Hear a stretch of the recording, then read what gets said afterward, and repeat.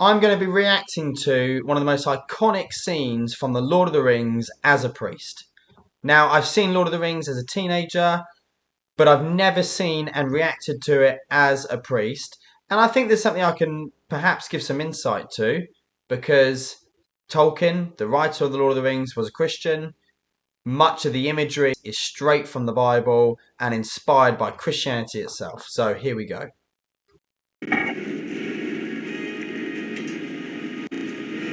Notice how the Fellowship are going one side of the bridge, a demon on the other, and Gandalf stands in the middle of them both. He puts himself in between. I am servant of the secret fire, wielder of the flame of Arnor. The dark fire will not avail you. The light versus darkness. And although Tolkien didn't like allegory, he didn't like really basic parallels of, for example, Gandalf is Jesus, it's so clear here. Gandalf represents something of the divinity that we see of Jesus in the Bible. So light versus darkness here. When the Fellowship's skills and weaponry fails them, Gandalf has something a bit extra that he can tap into. Something that is similar to the divine, where he can defeat things that are way stronger and bigger and darker than the skills that the Fellowship have. Go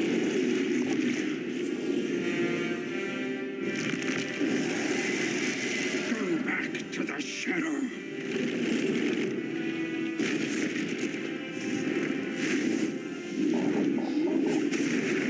You shall not pass! I mean, I can't help to notice also Moses there with the staff parting the sea in the Bible.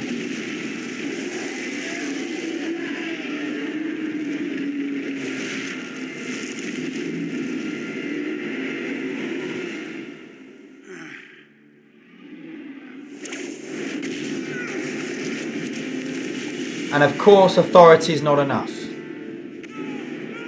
Gandalf has to sacrifice himself ultimately to defeat this darkness. Fly, you fools. But he tells them to go on. I bet you've never noticed that. I bet you've never seen that before. Look at the shape Gandalf falls in when he falls. It's the shape of Jesus, I would say, the shape of the crucifixion, the ultimate sacrifice. Can you see it?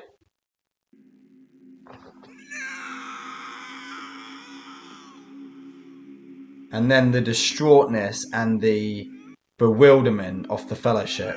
Similar again to reflecting the story of the disciples when Jesus died. And now we see in Lord of the Rings, The Two Towers, what actually happens to Gandalf. That he doesn't just sacrifice himself, but in that he actually goes down to the depths and defeats this demon. Again, just exactly what Jesus does on Good Friday through the Easter story. He dies, he sacrifices himself for us, for our sins, but then he goes down and he defeats Satan, defeats death.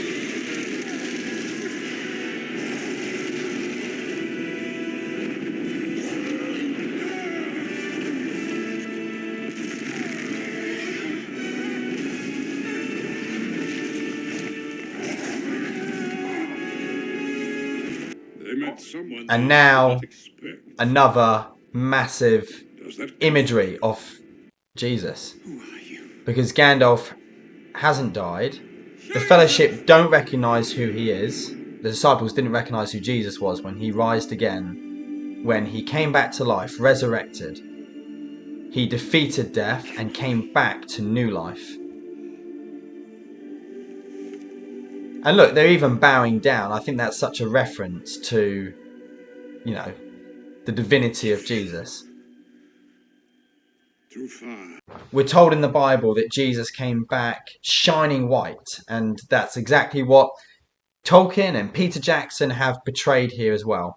And so there's something in this scene, I mean, I didn't realize how much there was, that really, I think it's almost just an exact imagery of the Easter story. There's just so many parallels to it. Sacrifice, defeating the darkness, rising again. If you enjoyed this, then please do subscribe, and I'll be bringing some new content out very soon. I've been Mr. Priest. See you soon. God bless.